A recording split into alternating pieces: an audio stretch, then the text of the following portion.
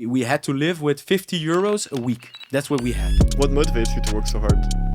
My family. Is your life only about making a lot of money? Believe me, you're going to live a long and miserable life. The religion is my foundation. And if you don't have a foundation to build on, the building is going to collapse. The deep work hypothesis. The ability to perform deep work is becoming increasingly rare. At exactly the same time, it is becoming increasingly valuable in our economy. As a consequence, the few who cultivate this skill and then make it core to their working life will thrive.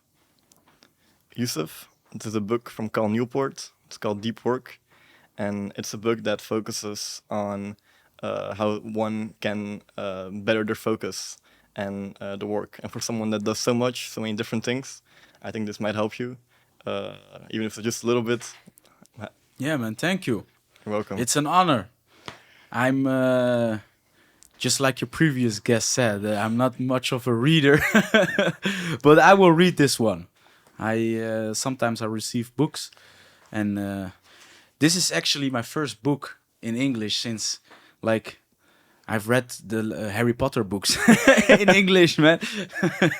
So this is, yeah, man, for me, thank you, bro. I appreciate it. You're welcome. I think one thing that I do, because I'm also not much of a reader, I like to take the information out of it. Mm-hmm. But a lot of the subjects have, like, for example, different examples, and it becomes really long. So I just skim read through everything. I just go to, like, the first, like, the beginning of the chapter, because that's where mostly the information is, and then the end. And then if I find something that's super interesting, You read it in full. yeah, exactly. That helps. Okay. Thank you, man. Yeah, you're welcome. I'm not a bad reader. I can read really good in Dutch. Yeah. But still, man, I like to see videos. I'm a content creator, so Of course. yeah, man. I will put this good book to good use. Thank you. Awesome, you're welcome. Then we'll start with the intro. Hey guys, how's everyone doing? We're doing well. I hope you're doing well as well. And today we're here with a brand new episode of The Success Show. And today we're joined by Youssef. Also goes by the name of YousToub. He's a presentator, a radio host, a father, and someone that does a lot of different things. And yeah, I mean, we're just super happy to have you on the show today. It's funny because I was watching you when I was like 16, 17 years old. Come from the same neighborhood. We trained in the same taekwondo school. Yeah, man. And you're one of the YouTubers that I watched like day in, day out, the vlogs. And it's super cool to have you now in front of me. Thank you, in man. an interview. It's an honor also to see someone who was watching my videos have a setup like this, and it's a really professional setup. And yeah, man, I take my hat off for you, man. Thank you, brother. You've learned good. I've learned good From the master. Thank you Yeah, so much, man. Really appreciate it. Let's start off. How are you doing? I'm doing good, alhamdulillah, and yeah, man, it's just a really busy couple of months. There's still some more busy months that are coming, but I'm doing fine. I always say to my family, "Are you fine?" I ask my wife, "Are you good?" "Yeah, I'm good." My mother is, "Are you good?" "Okay, then I'm good." That's how I see things, man. Nice. What have you been up to these last months? Because they were really busy, you mentioned. Before you continue watching, please consider subscribing and hitting the notification bell so you never miss a future upload. Yeah, I've been also making a lot of content, but since the start of this year, I've also started a company wherein we sell ball pits, like in Dutch we say ballenbak. Yeah, for children. For little children, Yeah. to play with, and right now it's a family business. It's not my idea that I came up with it, but a relative of mine has come to me with that idea, and I said, "Yeah, man, let's do it," because I'm the marketing guy, and we can maybe take this to the next level, and we did, and we're selling good, and I like to be a hustler, it feels like I'm back on the streets again, like in the past, when I was working on the market or working in a store. It's different to sell something to a person than just make a video, Yeah. just make people laugh, do a good interview. It's different, but I like it, but it takes a lot of time, man. It takes so much time. I'm like working 24/7. Because if someone wants a ball pit late at night, he says, "Listen, I want 3 ball pits," which has happened to me. Can I come now, or can you maybe deliver them to me? I, let's go, man. Money is money. We have money to make, so let's go. And that's also after a very busy day, mostly. Yeah. So you've done a lot of things, and then that comes on top of it. Are you going to say, "No, I'm tired. It's not business hours. Leave me alone," or you're gonna go and make some money? It's real service. Yeah, man. And that's for us really important to have, to have the customers happy. To if they have a complaint or something they worry about, or just today someone said, "Yeah, at which time am I going to get my package?" I said, "Let me check, man. Then we have to check. I have people doing that for me, but I have to check those people. Those Yeah. people check me, and I have to answer him through Snapchat or Instagram or something. But that takes time, man, because you want to have a good relationship with your customers. You want to make them feel comfortable, and also make them feel happy about the product. Because, hey, man, we sell the best pulpits in the entire Netherlands, in Belgium. So if you want a ball pit, make a child happy, come to me. It's awesome. I can imagine it can also be really satisfying because you're selling ball pits. I can imagine sometimes people send you videos of their children playing inside the ball pits. Yeah, What man. does that do to you when you see that? It makes me happy, man, because that's how we also started it. My relative, he wanted to give his child something that's not, you go to the Intertoys or to the Bart Smith and just pick a toy and here you go, something different, something that they can play with it a long time, something that's becoming a part of the house, the living room or the playroom. And that's how we came to ball pits. And we were looking, nobody was really selling them in the Netherlands and in Belgium. So we thought maybe we can do that, we can fill that spot in, and we did. And it's really satisfying, man, to see those children happy. Sometimes we get requests from people who don't have a lot of money, or they're having a hard time. We also just send them ball pits, and then the videos you get, they are so happy, man. Like you gave them a million cash, but it's just a ball pit. But they Yeah. are so happy and satisfied with it that's giving also a good feeling that you're doing something good to the world. Also, of course, you're making money, but in a Yeah. good way. You're providing value, right? Yeah. What's the biggest hardship you faced as an entrepreneur? Because obviously, you've done a lot of different things, but running a business is different. Yeah, man. People. Yeah. People are difficult to work with because most of the things that I do for myself, my YouTube channel, my Instagram, my Snapchat, the videos that I make them mostly all by myself. I edit them, I record them, I do everything. So I have everything in control. I know what's happening. But when you have a business, you have to work with more people, because otherwise your business is gonna fall and you're gonna go get crazy. And that's difficult. Especially mostly people say don't do business with your family, but if the family member is honest, you can do business with them even better than with a friend or just an unknown person. Um, because you can be real with them. You can be real with your family. You can just say, if you're not happy with something, hey, change this, do this, do this. And also for me, I'm not perfect. I can also do some things different. But that's good to have feedback. And yeah, man, that's the biggest hardship, to communicate good. You have to explain everything very good, because I don't do the Instagram of Nusi Toys. That's what the business is called. I don't do it myself, but I have somebody doing it. But I still have to say, hey, maybe post like this, or make a video like this, or do it like this. So you still have to watch it, and so that's maybe the hard thing of business. But I still like it, man. It gets me going every day. Yeah, man. Really cool. And for the young people that are watching this and see you setting up a business like that, what would be your biggest advice for them that are like, imagine someone wants to start a business and Yeah, just make sure you don't do office hours, man. No 9 to 5. this is 9 to 9 or 9 to 12. Just work harder than the rest, and then you're gonna earn more than the rest. That's the difference.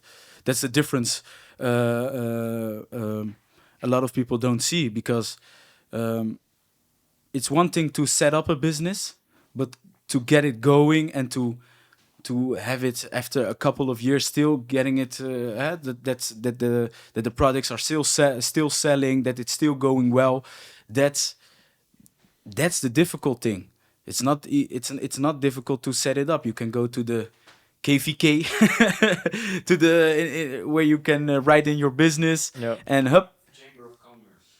the Chamber of Commerce.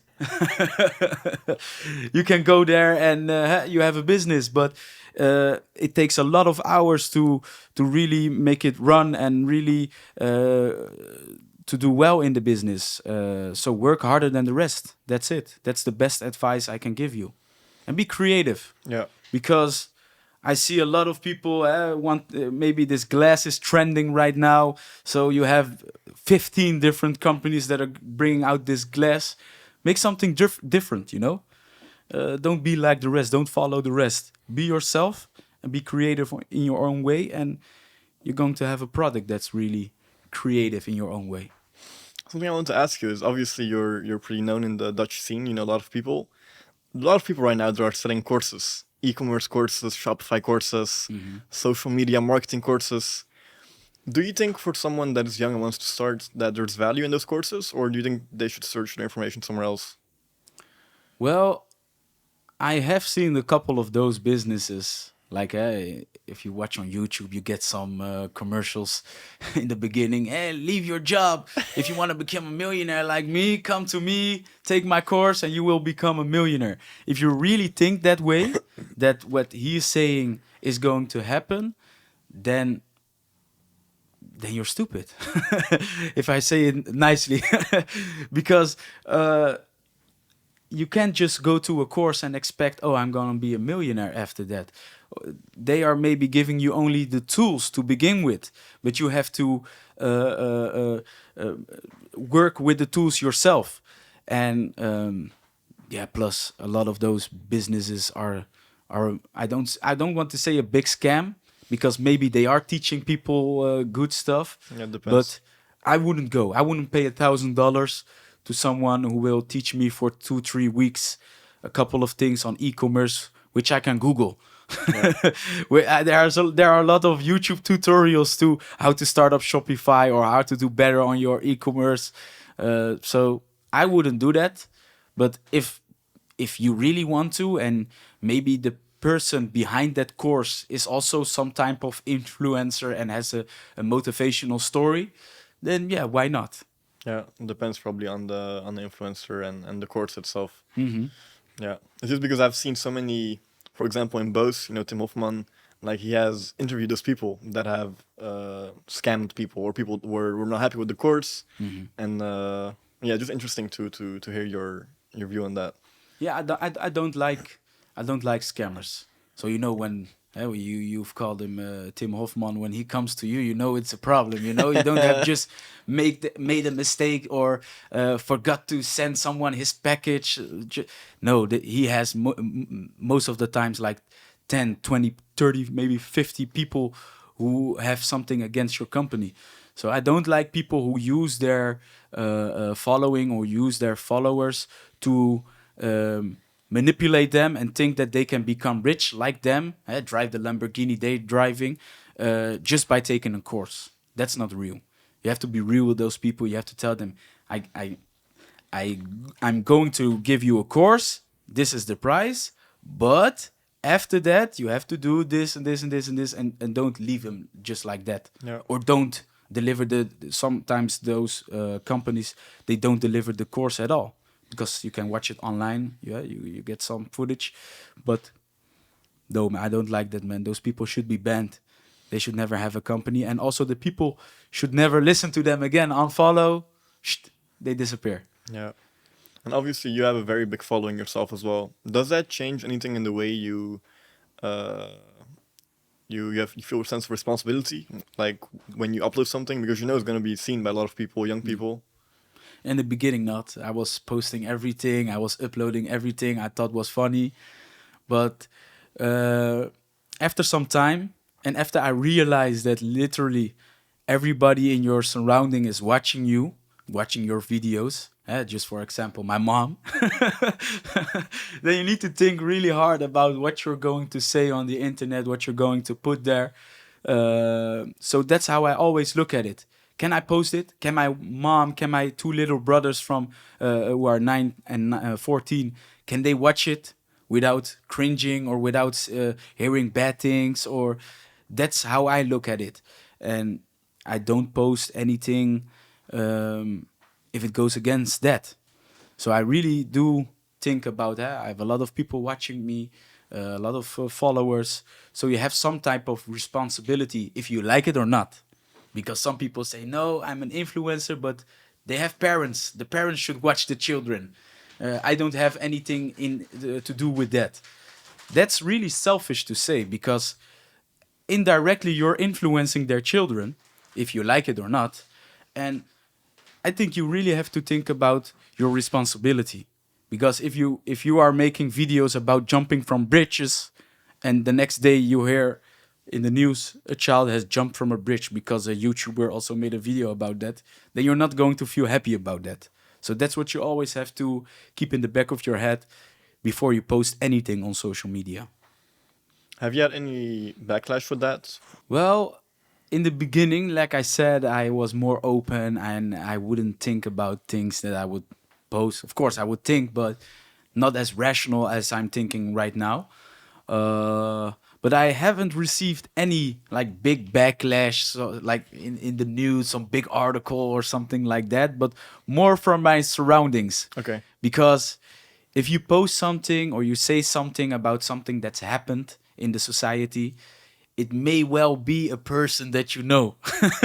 So it may well be someone that your cousin knows or is a friend of a friend, and that has happened to me when I said something about the event that I didn't like, and then 3 days later I get a call from, hey, listen, man, you were talking about my cousin, and my cousin was really upset about that. Can you please talk to him? So I have received that kind of backlash, but not something big, because I realized quickly in this social media business, you have to be really careful before you put anything out, before you put relatives on social medias, people around you, when you film them, because you chose to be famous. Maybe it happened accidentally, like me, but eventually you chose for it because it became your job. But the people around you didn't, and that's sometimes very difficult, because you can't put any of your friends when you're filming. You have to watch out. Oh, I don't film him, but that's their decision, and you have to respect that. So you learn how to deal with those kind of situations. And for the people around you, was it hard to see you, change in that way where you become bigger in social media? I don't think that they find it hard, because I've also helped a lot of the people in my surroundings. So with the fame came also everything that comes with it. So for me, it was a good thing, because I was at a dead end when I was 18, 19 years old. I didn't know what I have to do. Do I have to go back to school? Do I get a job? I was really desperate for something to come in my life to change your life also. So it was not difficult for them, but they have to get used to it. So everything that's new, you have to get used to it. It takes some time, but after that, they get used to it, and for them also it becomes normal, just like it is for me. Yeah. And I think what is really interesting also, you have a wife, and Vrouwmens. vrouwmens, Woman. How do you translate that in English? woman person. Woman person. That's how you call her. You try to you try to keep her as much out of social media, right? Hmm. And you find a really creative way in doing that. Could you tell us more about that? Yeah, I've actually said that before I was married, before I had a wife. I've said that in an interview that later, when I grew older, because I got that question a lot in the beginning from what are you going to do when you have a family? Are you still going to continue making videos every day, or how are you going to do that? And I said in that video, people can look it up in a vlog. I said I'm going to find. I have a way so I can still make them a part of my life, still a part of my social media, without really revealing them to the world. And yeah, man, just no face, no face, no case. Yeah. So that's how I do it. My wife, she almost has 10,000 followers, and people have never seen her, and we have seen that on the internet with gamers. They make Call of Duty videos or Fortnite, and people have never seen their face, but they have millions of views, and everybody knows that person and recognize the voice. So also sometimes when my wife goes out somewhere, goes shopping, and she is speaking, people recognize her almost by her voice. Like, oh wait, this is Vrouwmens.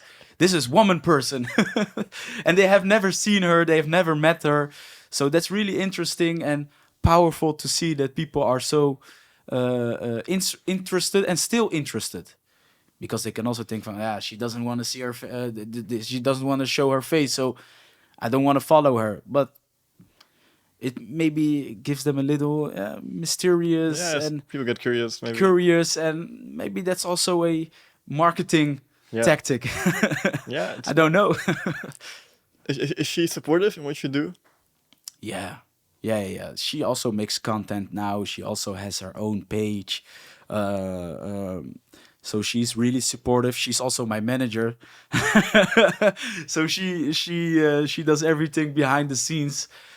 She is really a person who's also educated on that, because she studied at the Haagse Hogeschool, the high school of The Hague, marketing and communication. Okay. So that's perfect for what she's doing right now. Yeah. And she's doing it really well.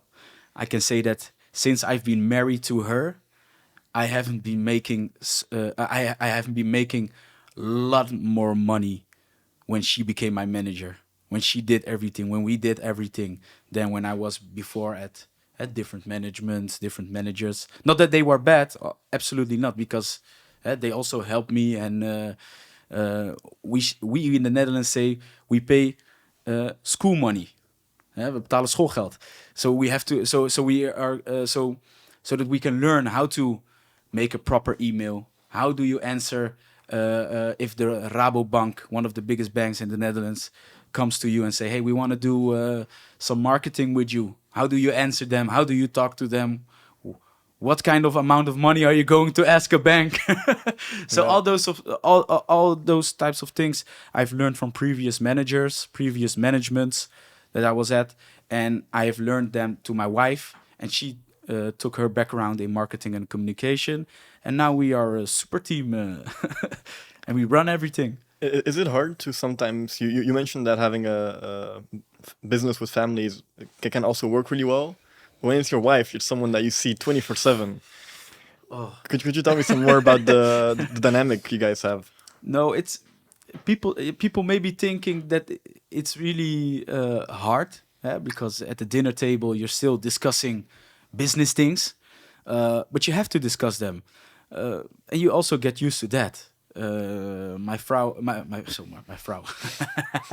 I'm trying to mix Dutch and English. My wife, woman person, she knows when to when she needs to come to me with business. Like if I'm tired, I've done a lot of things that day. Don't come to me with any business. Take it to me in the morning. So we calculate that, and it's all right. It's all right. Sometimes it's hard, but you want to earn money, right? So let's do it.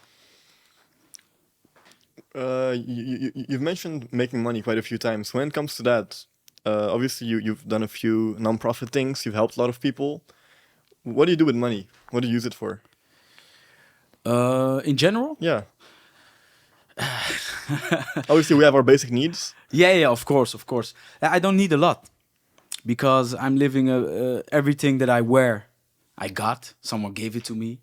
Uh, the car that I drive is really simple. It's an old Opel Corsa, 1.2 60V, and I don't need a lot of things in my life. I'm really okay with the minimum. And yeah, man, the other money that we have, we put in our businesses. We make new investments to make new money, to double your money, quadruple your money. Maybe put it in some ground. Yeah, of course, our roots are from Morocco, and if you want to buy something in Morocco, it's a lot cheaper than here. Yeah. And here you also have to go to the bank. Most of the people, they can't pay 500, 400,000 directly, so you have to get a loan. But loan also has interest, and I don't deal with interest. So you go to the motherland and try some things there. That's what we do with our money. We don't spend it on big cars or expensive clothing. I really think that's a waste of your money, because you're not going to take any of that with you. And if you buy a land for your son or for your mother, a house, that's going to last generations. And that's really better than just a car with four wheels driving from A to B. So that's what I would do with my money, or reinvest, or put it somewhere. I don't like to leave money on the bank. So if people want to rob me, I don't have any money on the bank. I put it in things, and that's how. That's the best way to deal with your money, because if you're an influencer, I was really young when I was making a lot of money. And then it's really difficult to think about what am I going to do with my money. The first time that I had some money, I went to the Gucci store, to the Louis store. I bought everything that I couldn't buy when I was a child. Maybe is that also to, maybe to, when you have a trauma. Yeah. As a child, to Compensate with that? Yeah, compensate, digest, something like that. And that's the moment when you are going to spend foolish. But you need to keep your money in your pocket, because one day you're going to need it. And if you spend it like that on Gucci things and Louis and cars, and I did that, and I saw that it went away really quick. You have to keep making money, because nobody promised you that you're going to make that kind of money every year, every month. So you have to work hard to keep those kind of things, because if you're running an expensive lifestyle, you need a lot of money. But now I have put it down. I don't have a lot of. I don't have an expensive lifestyle. I only spend my money on my family, and that's it. So you don't have any troubles or worries about money. Awesome. Really, I think it's a really mature mindset, and a lot of people can learn a lot from that. And especially people that come from the neighborhoods that we're from. Like, money is probably not like when you were younger, you grew up without without like a big amount of money. So every money you get is like you go buy something. Yeah. And I think we all experience that. Not just people from our backgrounds, but everyone. Sometimes I test my little brother, man. He's 14. I give him like 20 euros to test him. I tell him, put 10 euros in your pocket. 10 euros you can spend somewhere, buy some candy or do whatever. But keep that one in the bank, or put it somewhere away. Give it to mom. She can keep it away from you. But still, man, every time when I give him 20 euros, he comes back and he asks for money. What happened with the 20 euros? Yeah, I spend it all. Because I was with my friend. My friend had no money. I had to buy. Yeah, that's what's going to happen. Friends will cost you money. Yeah. Yeah, man. I think that's a good way of teaching someone at a young age how to deal with money. Because, to be honest, I've been here to the school very close where we are to right now. They have never in the time that I've been there, never actually sat me down and said, hey, Youssef, when you are going to make some money in your life, this is what you can do. This is what you can do. This is how you do your taxes. This is how you do this. Never. And the school system, of course, they can't do everything perfect, but still they need to prepare those young children from a young age for the real world. Because when you get 18 in the Netherlands, you have insurance. Yeah. You have to pay insurance. You have to pay taxes. If you want, you don't have any discount anymore. Because when you were before 18, maybe things were cheaper. Yeah, they have a discount for people who are underage. But when you're 18, no, you want to get a driver's license. You want to drive. Okay, car. Cars also have to pay taxes for the car to drive on the road. You have to pay for insurance. You have to pay for the maintenance for the car. A lot of money. Certainly, you have to have a lot of money when you are at that age, and it's difficult if you are not used to that. If everything has been given to you and you didn't get the education on that from school, so who's going to learn you that? Yeah, for us it was the streets. I couldn't go to my mother ask her for $20. She asked me when I was 14. You know, we had to live with 50 euros a week. That's what we have. So everything is paid, the rent is paid, water is paid, electricity is paid, everything is paid. But you only have 50 euros to leave every week. And from that 50 euros, you have to buy food, you have to buy drinks, you have to go on holiday with that. If you want to save something, you can't.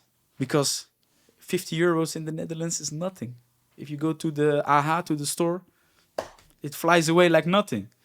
So you have to get creative. Where can I buy cheaper things? I don't need to go to the Louis store. I can go to Kringloop, the second-hand store. Yeah. Buy it for cheaper there. Also with the big brands, but cheaper, and somebody already wore it. Yeah. I had to do a lot of those things, like go to the market every week. The market is cheaper than the store. So we really have to think about what is money and how we are going to spend our money in our life.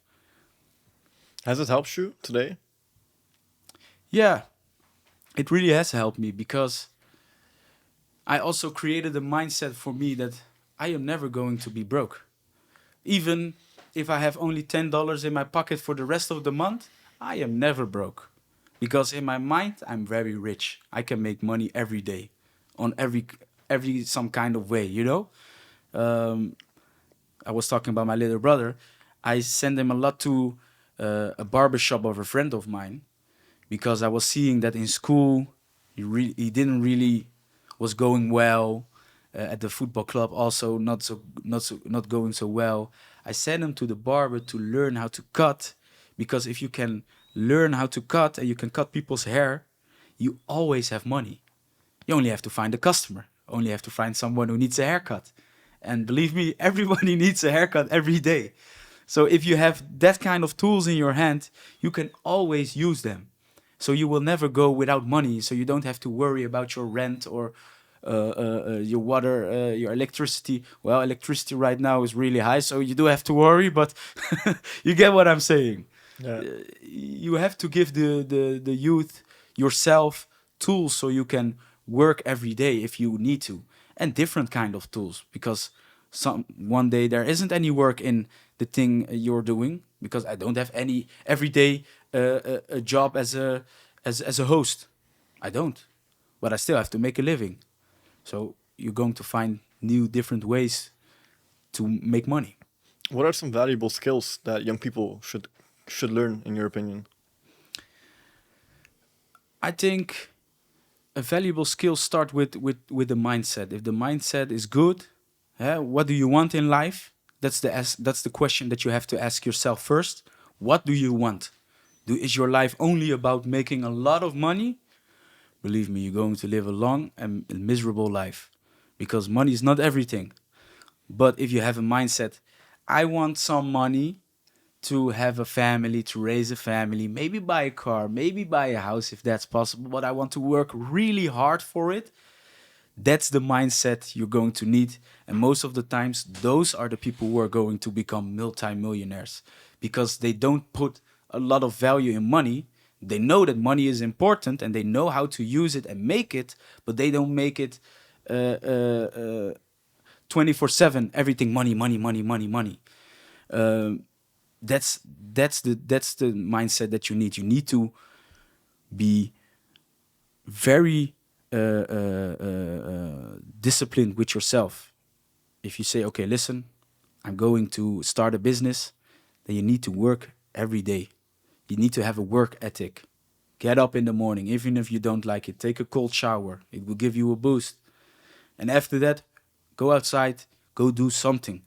Because if you're going to sit at home and do video games, some people will become millionaires, but they also have a very good mindset because they will say, I make a video every day and I upload it on YouTube. That's work. If you're just going to game with your friends all day and do a storyline and don't do anything with it, yeah, then you're just wasting time. And we don't get our time back, man. 1 hour ago, I will never see that ago. I will never see that again. I will never have it back. So the most valuable thing in your life is time and not money. And if you realize that, then you're going to be ready for the real world. Awesome. Awesome. So you mentioned discipline is important, changing someone's mentality, realizing time's important. Any more things that you would deem necessary in order to have a good life or successful life or perhaps even happy life? Yeah, because you have to ask yourself a question. What is the most important thing in life? Why are we here? What are we doing on this earth? Did somebody just put us here to work or make money? No, you have to look for yourself to the bigger picture. And for me, it's my religion. It's the Islam. That's why I'm disciplined. That's why I wasn't disciplined when you knew me back then, maybe. Maybe with the sport, but not disciplined in my mind. Because for us as Muslims, we pray like 5 times a day. That's on itself, it's discipline. Because you have to be ready 5 times a day. Every time you have to be clean and to go and to come back to your Lord. If I take my religion and project it on my life and on my work ethic, it is everything, because religion is my way of life. I can't be a Muslim for 5 minutes and then the next minutes I'm something different. It's something that's always there when I'm doing my job, when I'm working, when I'm with my family. It all goes with my religion. The religion is my foundation. And if you don't have a foundation to build on, the building is going to collapse. So religion really did a lot of good things for me. And because of religion, because of my religion, I know my purpose of life and I know why I'm here and I know what I have to do to make my family happy and to live a happy, healthy life. Could you tell us about some of the good things that religion has done for you that you mentioned briefly? Yeah, religion is everything, man. Sometimes when I feel depressed or I feel sad or something bad has happened, I really look at what our Prophet Muhammad sallallahu alaihi wasallam used to tell people when they are depressed, when they are feeling sad. What do they have to do? I really find that motivating and inspirational for me, because that is a man who lived like 1400 years ago, couldn't know how to read and write when he was 40 years old. And all of a sudden, in the next 23 years of his life, he became the most important person for us, this ummah, to have walked on, to the person that have walked on earth. And it's just the miracles. I find it hard. I find it really hard if people say there isn't a creator.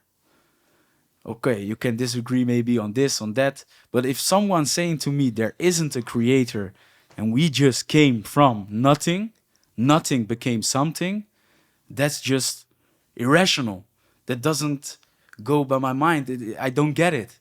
It's more logical to think there is a creator that put us here, that not only put us here to live, but also put us here to worship him. And most of the people, they think worshiping, oh, so we have to pray to him all day, no, worshiping is doing groceries for your woman, for your mother, helping old people out, be good to others, smile. all those types of things are a type of worship to your God, to your creator, because this life is temporary. We're going to die one day. Nothing is certain in life, only death. And when we are going to die, we only take our deeds with us. We don't take any money, any car. Have you seen anybody buried with their car? Did I take it with nothing? You all leave it here. So when I'm here in this world, in this maybe 80 years, if I can, if I have a good, healthy life, and if God wants me to live here for 80 years, I want to become the best Muslim there is, and eventually go to the eternal life and go to Jannah. That's paradise. And when you say the best Muslim there is, what does that entail? What does that mean? For me, for me to be the best version, because let's be honest, we're not perfect. Sometimes our iman, what we say, our belief is stronger. Sometimes it's weaker. But alhamdulillah, in the last years, I have only grew my iman. I have put more work in my religion, learn more about it. I'm still trying to learn Arabic, اللغة العربية. It's really difficult, but with the day, I'm getting closer, and I just hope if God lets me, I can, before I will leave this world, I will know the full Quran in my head, and I really just don't carry it like this, like a book, but I carry it inside of my heart. That's the goal for me. That's for me to be the best Muslim that I can be. That's beautiful. And how does being a Muslim impact the way you interact with others? Everything, man. Man, before I had any religion in my life, of course, we grew up with it within our families, but only like so. So It was there, but it was there, but also not. Maybe not in the right way. Of course, they took us to Arabic lessons and to the mosque, but to be honest, the mosque in The Hague back then, they were hard, man. They beat me up so many times that I didn't want to go back anymore. So that's um, that's a bad influence that you can have, because of that, I left the Islam for what it is, and I just lived my life. develop a negative relation with the religion. Yeah, only when I was 16 years old, then I was like, okay, I need to pray 5 times a day. I need to be more involved in my religion. What is my religion? What does it say? What do I have to do? And from that moment till now, everything I do is just with my religion, and that's honest. I only do honest business. If someone comes to me for business, this is it, this is that. You don't have to expect any surprises with me. I'm straight, and that's only because of my religion. Nothing else. Nothing that someone has taught me here. Only because of my religion. I smile. I'm happy. If I see a child walking or an old person walking, I smile. That's the little things that I can do, and that is the Islam has done everything for me in my life, and I probably wouldn't even be here without Islam. I don't want to know where I would be. We've talked about your younger self and now. What would be the biggest advice you would give your younger self? The best advice that I would give myself is the advice that we used to get everybody from our mother. Don't hang out with bad friends. That's it, man. Because bad friends, if someone comes to me, they only have to show me their friends.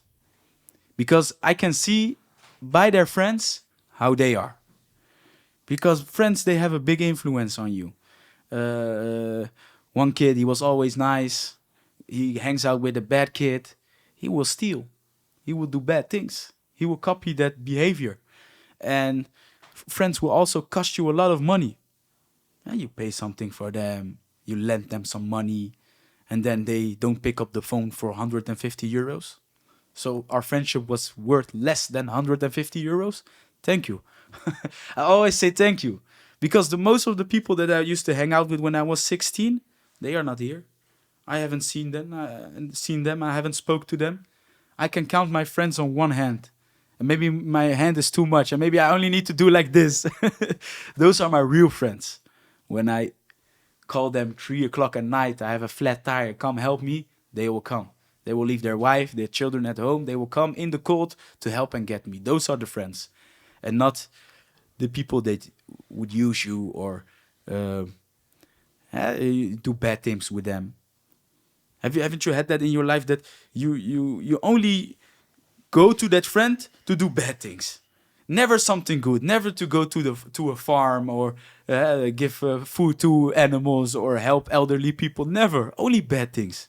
Haven't you had that in your life? Yeah, I can recognize it. I can recognize, and also the first part you mentioned that your surroundings are everything, right? And like you, the quote. I think we mentioned this a few times on the podcast. Now you are the sum of the 5 people you hang around most. I think that applies. I think that's a fact. And also, my father always told me is like, yeah, just show me your friends and I'll tell you who you are. Probably heard it as well. Yeah. It's true. It's true. And how would you define a good friend? A good friend will tell you when something is bad, it's bad. So he wouldn't lie or say, no, maybe you can do it, try it. If it's bad, it's bad. Don't do it. A good friend will tell you the truth all the times, even if you don't like it. That's a good friend. You see best friends, they always mess around. They say the most awful things to each other, but they can say that to each other because they're best friends. And that's really what you have to look for in a friend. If a friend is with you talking nicely and behind your back with other people, he's laughing about you or he's saying bad things, that's not a friend. Then I rather be alone. No problem. I live with my own thought, with my own mind. I don't need people around me, which I have done a long time until I've come to some people who are really good, really want to help you to be. To be honest, a friend is not a friend for me. It's a brother, It's a family member. It's like a lost brother, and I, I have a friend. I have a friend. We have been circumcised together. Okay. But I didn't knew him until I was 18 years old. Okay. So we knew of each other's existence, but we've never hang out, never chilled, never. But until we were 18 years old, we became brothers. So maybe you need to get circumcised together to be brothers. Good way of bonding. Yes.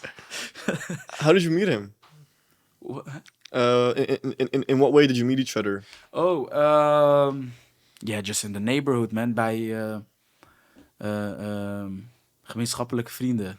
Yeah, intertwined the friendships. Yeah, we had a friend who was also his friend. Yeah. So just one day, footballing, and then from the next day again footballing, and then eventually you grow a bond, and then you start to see really you start to see the world together with your friend, and yeah, man, he's not a friend, he's a family member. He can call me every day.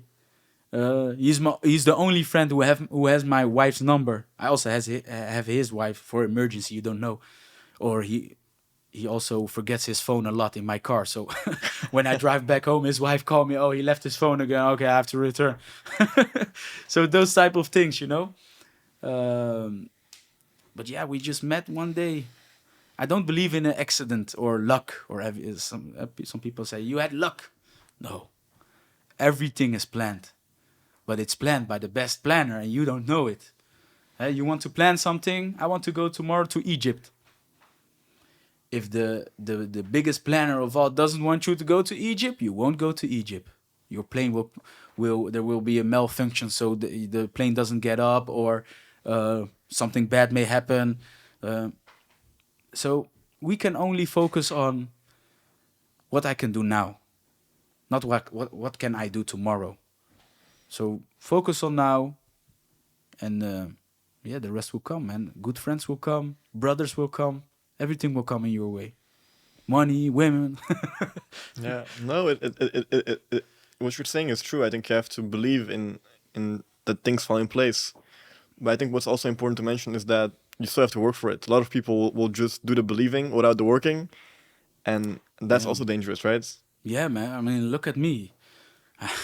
I have a bad haircut because I don't have time to go to my barber. My barber cusses me out. He says, "Come, I see on the internet that your hair is all messy, and people know that you cut at my place. So please come." You know, my barber has to tell me that because I won't think about those kind of things. Yeah. I don't care how my hair looks. I don't care what people think how I dress. If I want to wear a tracksuit today, I will wear a tracksuit today. If I want to wear a smoking, I will wear a smoking. So all those type of thoughts you have to put out and just work really hard. And that's how you achieve things. Like I said, you can do a 9 to 5. Not enough hours. We need more. Yeah. You can do from Monday till Friday. The weekends I'm off. No, man. In the weekend there's extra work to be done. So wake up. What motivates you to work so hard? My family. Yeah, man. I want to have a happy family. The past years I've really worked hard for my family to make things, you know, like clean, if you understand what I'm saying, because we come from a lot of debt, a lot of fines from the past. We didn't have a lot of money, so I really worked hard to make that right, and now we can focus on the future and, you know, do good things with money. So family is for my number one motivational. When I got my first child, man, it was like it gave me a new engine. 2.0 turbo diesel. Like I have never been working harder than when I got that child, because then you can see, okay, now I have a little extra life here that I have to take care of. I have to give him a good education. I have to give him a warm house. I have to give him everything, a good understanding of our deen, of our religion. So that's really hard. That's a big responsibility. So that responsibility will give you the motivation to work harder. What is it like to be a father? Man, it's crazy, man. My kid, he's crazy. Right now, he's almost 1.5 years old. So he's running and sprinting and screaming, punching. He likes to punch. I don't know where it came from. Might have an idea. But if I put, you know, like cartoons on the television, he will watch them like this. Okay. But if I put UFC or Glory, he watch them like this. He likes it, man. He has a feeling like, okay, this is something different. But my wife doesn't like it so I don't let him watch fights anymore. Not yet. Oh no, only when we are alone together. Maybe a little bit Khabib, a little bit Conor. Look at this. But yeah, man, it's hard, but it's not something that I was not used to. I'm 26 years old. I have 2 little brothers who are 14 and 9. We came from a family with only the mother. So I automatically took on the father role in that family, and I changed diapers. I've brought them every day. Before I was going to middle school, here the school close by, I brought my eldest younger brother. I brought him to the creche, to the kindergarten. Every day before I would go to school on my bicycle, first I would walk with him and his stroller to the kindergarten, bring him there, and then go to school. When I come back, I pick him up. I changed diapers when I was 12, 13 years old. So it's not something hard for me, but for my wife it's different because she was not used to that. Also, she had to deliver the baby, so that's a lot of work. But it's something you get used to, man.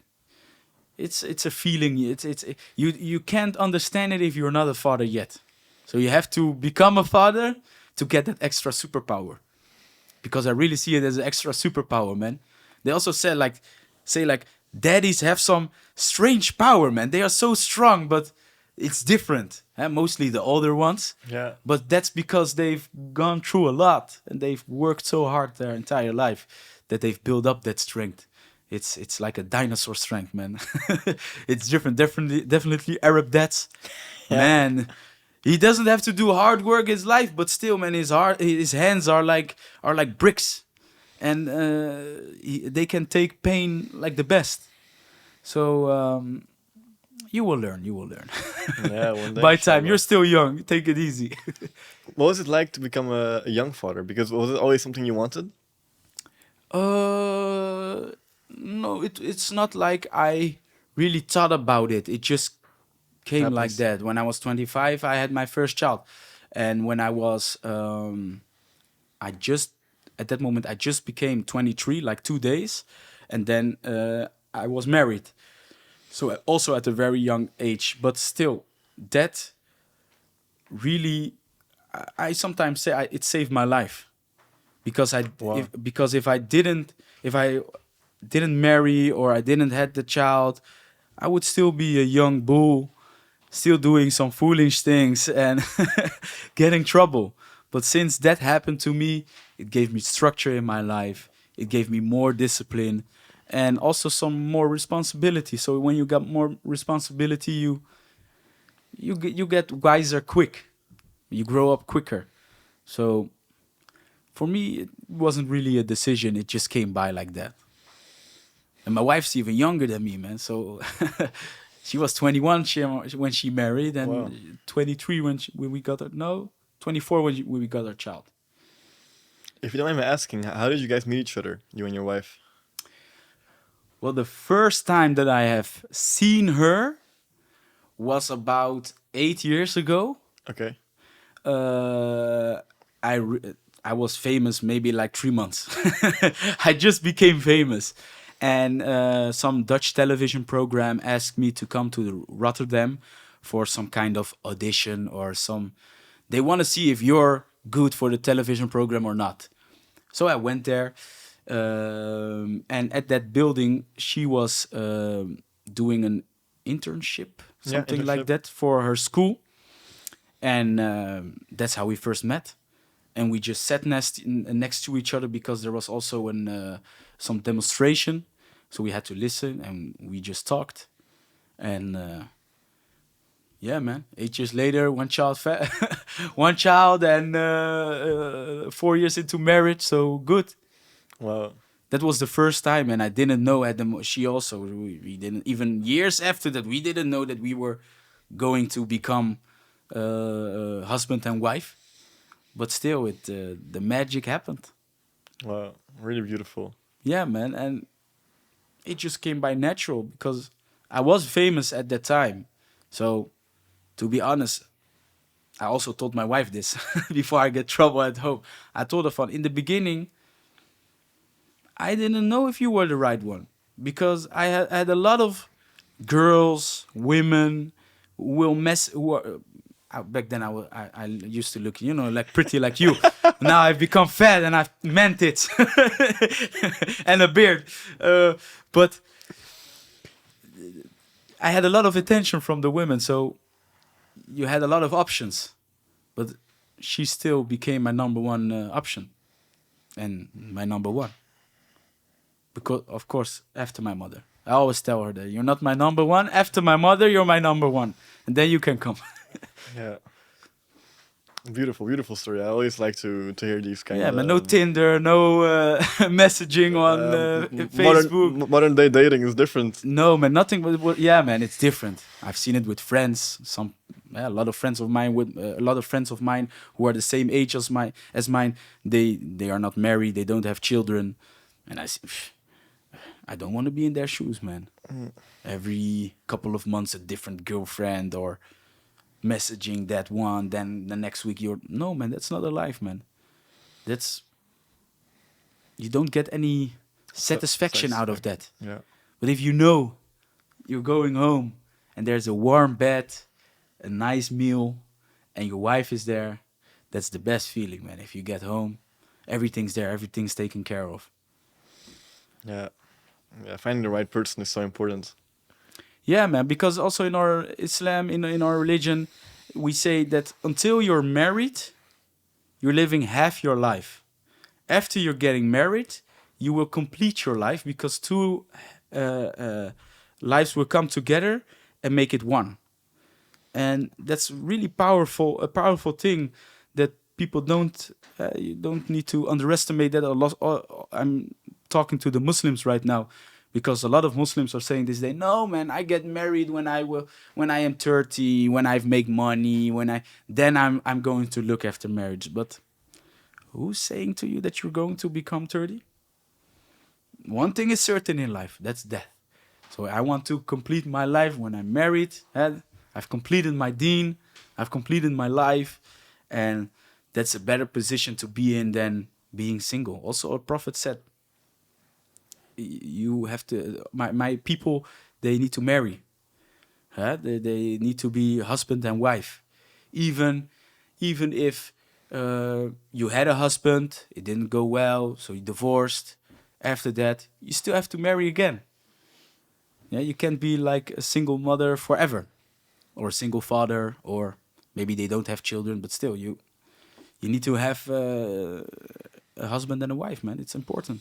Yeah, I think also having a family in a way it adds meaning to life. I think people that focus on their career a lot, these people get hyper successful. We're speaking like Elon Musk and Steve Jobs. They have wives, multiple wives they've had, and go so fast. But I think when just my own thought, my own opinion, I think when they turn 50 or 45, and you've basically gained all the financial success, you've all the fame, like at some point, like it's done. You've played the game. You're gonna be a single guy with cats or dogs. That's your life, because then you're old, you're ugly, you don't look so nice as you used to be. Then it's really hard to find somebody, man. And also, I don't see many 40 years old messaging people online and stuff like that. Yeah. So it's really hard this time also to get to know a person. So if you find someone, make the right choice, make the right decision, and just go for it. Marriage isn't always happy life and good, and but still, it's the best life.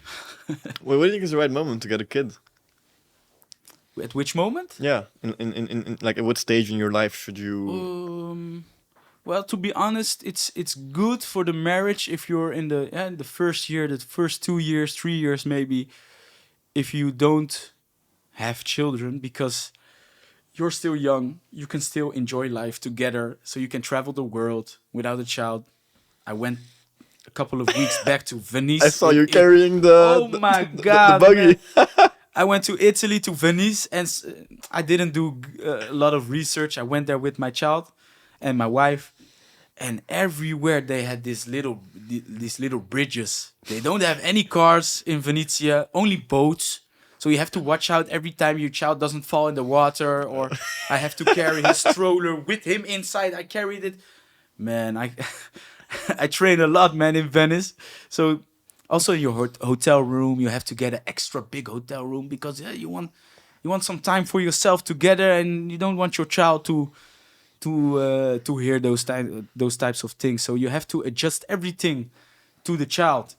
When you are in the beginning phase of your marriage, you can still enjoy, travel the world together, go far places, and really get to learn more about each other. Because you think when you're getting married, okay, done, they know everything about each other, they have chosen for each other.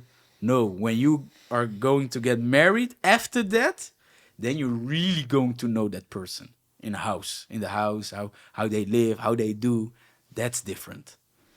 That's the biggest task. Yeah. Yusuf, you briefly mentioned that you grew up with your mom, and that you took on the role of being a father. If you don't mind talking about it, could you tell us how it was to have such a big sense of responsibility within the family at a young age? um, yeah, man, it's a big responsibility, because my father left when I was 15 months old. Of course, came back because I have two brothers, and after that, again, they got separated. My parents. Um, it's it was something that in the past I couldn't live with. Huh? Why wasn't my father here?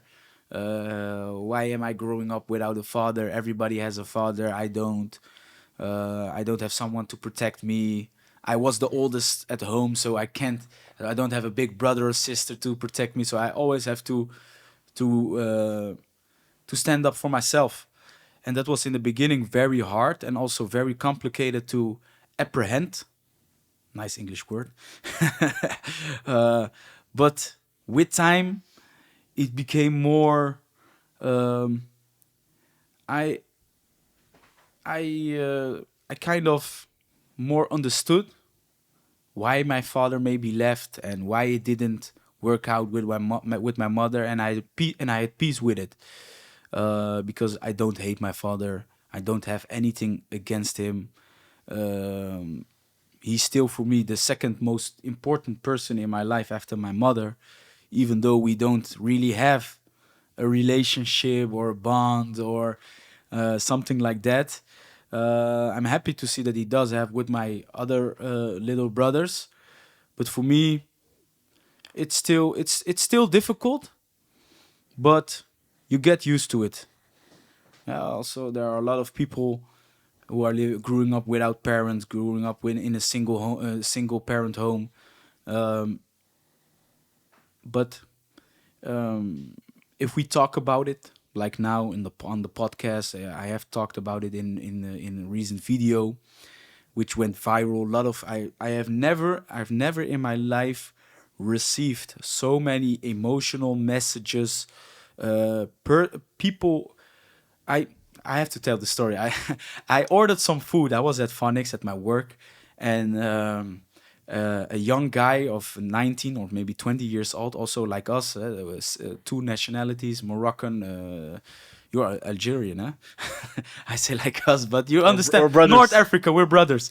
And he came up to me when he saw me, because he didn't know that I ordered. He wasn't looking at the name, just the address, and he said, "Oh my God, I have to tell you, man, your story." He was talking about the story that I told about my father. I said, that one meant so much to me because there was nobody talking about that, and I was living the same thing as you were living." And he cried, man. He made me cry also at that moment, man. He cried, uh, and man, that shows me that how important it is to talk about these kind of topics, because a lot of people, they go through this kind of things and they don't understand why, and it's then really difficult to live your life normal just like everyone else if you have those kind of thoughts every time in your head. But the best solution is just talk about it. Just talk about it with people who have also gone through that. And yeah, man, the best people on earth, they grew up without parents or with a single parent home. I mean, look at our prophet. He was an orphan at really young age. He grew up without parents, without both of them. So he became the the best person there is. So maybe this was a test from God to see how would you handle that situation. Will you get depressed and live a bad criminal life, or will you rise up again and make a better life for your entire family? That's the option. That is something that God's testing people with that, and they also say that God tests the people that He loves. So that should also give you a little bit of comfort. But like, okay, I'm getting tested. I know why. I take this test and I will pass it with a big A plus and make the best out of my life. You think those hardships shape people, especially when they're young? Yeah, man. I think if I didn't go through all that, I wouldn't be the same person sitting next to you at this moment. I wouldn't have this confidence. I wouldn't live my life like I'm living, working so hard as I can. And those are the hardships that a person needs, because easy times create easy men, create weak men. Hard times, difficult times, they create hard and difficult men. We may be difficult, but in a good way. Yeah. So we need those kind of hardships in our life, man, to shape a person, to help develop a person into a man or a woman or something in between. I don't know what people these days. Yeah, Yeah. things have changed. It's interesting. I also I knew you from Taekwondo, and we're known to have a really good trainer, strict trainer as well. Hmm. What has that taught you? We're going to talk about your youth. I think it's interesting to bring that up as well. Yeah, man. I think he was also one of the father figures in my life that I didn't have, but he was the person who was hard for you. You know that he was really hard on us. He would always beat us up with sticks, with everything that he could find. If we did bad outside, if he heard something that we did, maybe we had a fight outside or something that he heard about us. Man, we would get it back in the gym. He would really teach us, educate us, discipline us, and sometimes it was really necessary because the neighborhood the gym was in, Schilderswijk, is known as one of the biggest. It has the highest crime rate in the entire of in the Netherlands. Maybe now not so much as back then, but it's a rough neighborhood with a lot of rough children. And if you're going to teach 30 of them at the same time in 1 hour, you need to have discipline. So you need to kick them and hit them. And he was such a big inspiration, still is a big inspiration for me for everything. Also, a part of my confidence came from that. Because if you're confident in your body, you know you can beat up someone, you can protect yourself, then it helps in life. And that was maybe like my first, because I came to him when I was like 8, 9, when he still was at the other gym. Same. Yeah. So we grew up with him like a father, like a big brother. And yeah, man, if you have a child who is insecure or don't know anything, what is he going to do in life? Just put him on a sport, man. Put him in taekwondo, kickboxing. It really helps develop a person outside and inside. Yeah, I think it also humbles you, right? When you get kicked in the face. You never talk back again. Yeah, but it's different when you think you're the boss, and Yeah. then there's always a bigger boss, and when he shows up, he will humble you directly, and it's necessary, man. It's necessary because otherwise you're going to think that you are everything, and you're not.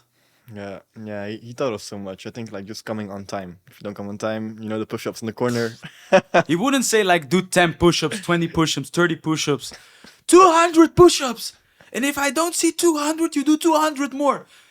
I have never done 200 push-ups in my life, but I have to do it right there. But that's a lesson, you know. He's playing with you mentally. Are you Yeah. going to give up? What are you going to do? Yeah. Because if you have a competition, sparring match, you're tired, your legs feel heavy, you can't move. What are you going to do? Are you going to give up? Also in life, you've worked all day, you're tired, you come back home, you still have to change diapers, you have to do that. That's also, what are you going to do? Are you going to give up? Leave the child with poo-poo in his pants? Or stand up, change the diapers, and continue? That's something. Everything comes from something. So I think he was a big influence in my and also yours in Yeah. your life. 100%. And nowadays you still train, right? He? You still train. Yeah, I still train. I don't train as much as taekwondo that I used Yeah. to, but I know that I'm always welcome to come back and train again. But I still do kickboxing, punching. I'm working out right now with a personal trainer. His name is Ayoub, same name as my son. Kraus, he's also very famous. He trains a lot of famous people, and yeah, man, he's just military training, man. I threw up last time. I trained. I didn't eat a lot that day, but the thing that I ate came out of my body because I trained so hard, man. I was dizzy. I was low on sugar. It's difficult, man. If you just like a car, if Yeah. you don't start it for a long time, it's going something's going wrong in the engine or something's gonna break. That's certain. What does training do for you besides the physical? Because it has impact on your mental as well. Yeah, man. I can put out all my aggressions, all the anger that you maybe built. Yes, of course, with work there comes a lot of irritation, or maybe at home, or something doesn't go well. If you're training, if you're kickboxing, you can throw it all out. You can leave it there. You can give 100%, and after the training, that's the best feeling. When you have done, I have done my training. I feel so much better. I feel lighter. And yeah, man, it's like you've really done something for your body, but also for your mind. I still have to eat good. That's my only obstacle, man. Yeah. Because I train hard. I train really hard, man. I give everything. I won't stop. If the trainer says don't stop, I won't stop. I will keep going. But Nutrition, eating, it's important. nutrition is everything, man. Yeah. That's something I still have to do. Have you tried meal prepping? Never. Oh, you should. You should. Yeah? You can just order it also. They have these companies that I create. know some people who do meal preps. It Yeah. looks delicious, man. I would eat that every day. But It works great. yeah? Yeah, if you don't have much time, it's amazing. Especially if you're a trainer, I'm sure he can make like a food like a Yeah, he has- a he meal has plan said- for you. He has already sent me that one. You tell him to incorporate like meal like your prep meals. Hmm. Set. I'm going to do that, man. Yeah. Step by step. Yeah, will be really good. Because if you work a lot, I feel you, man. It's difficult to train every day or to eat healthy. So sometimes there's nothing open at the time that you're still working. Then I can't find a salad anywhere, so I have to eat the filet o fish from the McDonald's. Yeah. That's the choice that you have. But that meal prepping is a really good solution. Yeah. Youssef, I would also like to ask you, in what way would you like to be remembered? Good question. um, to be really honest, I don't really care how I will be remembered. Um, because we came alone in this world, and we're going to leave this world alone. And what I said previously, you're only going to take your actions and deeds with you. And so if the people are going to remember me from the good deeds and good actions, thank you very much. But it isn't something that I think about a lot. I just want to be good for my family. I don't need a lot, just something. I just want to leave something to give my children in the future if I may get more children. I want to have for them to have a good life and to really get inspired by their father. If they've seen their father working very very hard for them, so they can also be very hard workers, deep workers, and yeah, and build their own legacy. I think that is the most important thing in life. It's not about how you will be remembered, or because when someone dies, people only tend to say the good things about the person, which is good, which is very good, because that person can't talk back, so why should we talk about them? But it's not something that bothers me. Only if death comes knocking on the door, that's the only time that I'm going to be scared, Am I ready? Have I done enough to earn the best prize there is in the eternal life? And that's what everybody should do. Yeah, people nowadays focus too much on other people and what is this guy doing? What is that guy doing? Let me see what he's doing. Focus on yourself. Do your prayers.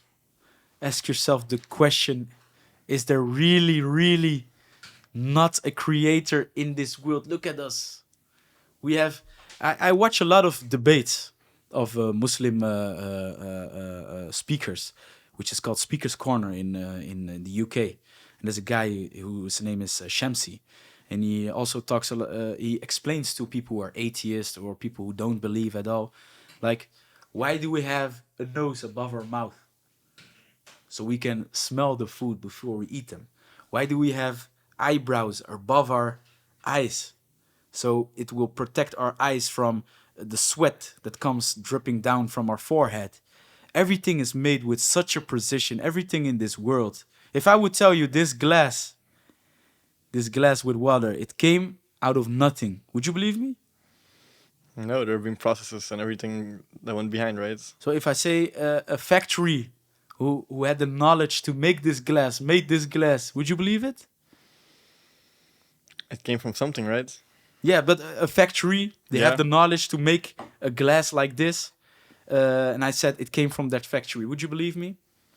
Of course you would believe me, because they have the knowledge. But people like us, the normal, the people that walk on this earth, we sometimes can't comprehend or can't accept that there is something bigger than us outside of this world. The planets, the stars, the sun, the moon, everything. It can't come from a bang or just like that, because even that bang has to come from something. So yeah, man. Yeah. I like that discussion. If people say that there isn't a God, I like to talk with them. I like to spend time with them to maybe have an influence on their life. Yeah. We can also agree to disagree. That's also fine. Of course. The dangerous thing is when one of the two conversations gets like censored, which with religion a lot of people are very anti-religion will just not talk about it. Like it's always good to have these conversations, I think, with everything for that matter. Yeah. Because then it comes back to the question that every person asks themselves: why am I here? What am I doing here? What is my purpose in life? Is my purpose in life to sit every Saturday at a football match and drink beer and then go home drunk to my family? Or is there more than just that? Having enjoyments, there's more in life. And I Yeah. believe that this life is a test for all of us. And if you do good in this life, you will graduate with flying colors. And the most beautiful place that we even can't comprehend will be ready for us. Yeah. I think it's a very beautiful way of living, and also it gives you a lot of power, I think, right? Yeah, it gives you power, it gives you hope, it motivates you to keep going every day. If you know that every day is a test. If I see a quarter on the ground lying and I see a woman walking away, will I take that quarter and put it in my pocket, or just say, hey miss, I have your quarter right here? Every day there's a test. Yeah. And you just have to do good, to study, because you need knowledge, you need to study before you take the test. Otherwise you will fail. Yeah. So I will invite everybody who is in doubt if there is a God or not, if Islam is the real religion or not, to do your research. Ask people around you. Ask the real people who have the real knowledge. Some people say, I'm a scholar, I do this. But if you know what they are following, then you will be like, oh, no. So find the right way, find the right teacher. And inshallah, like we will say, like Inshallah. with God's will, you will find your answer. Inshallah. Youssef, I would like to finish the podcast with our signature question, and that is, what does success mean to you? I think that success is something relative. Like, your definition of success is different than my definition of success. My definition of success is that I have an Opel Corsa 1.2 16V who I can drive every day to wherever. That's my feeling of success. That I can even buy a car, that I can drive a car in these times. But for someone else, success is like, I want a big house, I want millions on the bank. I am successful right now. I have my family, I have my wife, everybody is healthy. And that's the most success that you will get in this life. And the only thing that I can be more successful of successful in is my religion. That's it. That's the only thing that I can get better in. Also, we can also become better fathers with time, but you get what I'm saying. Yeah, beautiful answer. I think very good way of looking at life. Also keeps you humble. It doesn't make you like. We have enough celebrities who are flying high. Yeah. So we need to keep it a little bit, keep our 2 feet on the ground. Down to earth. Yeah, man. Yeah. Thank you for this talk, Youssef. Thank you so much for coming. I'm sure a lot of people got value from this. I did, certainly. And just thank you so much. And good luck with all your future ventures. Thank you, man. It's an honor to be here. And time flies when I'm talking to you, man. Even in English. Even in English. This is my first interview completely in English. We are honored to have you for your first interview in English. A lot of success for you. Thank you, bro. Thank you. Really appreciate it. I'm the most brutal and vicious and most ruthless champion there's ever been. Yesterday,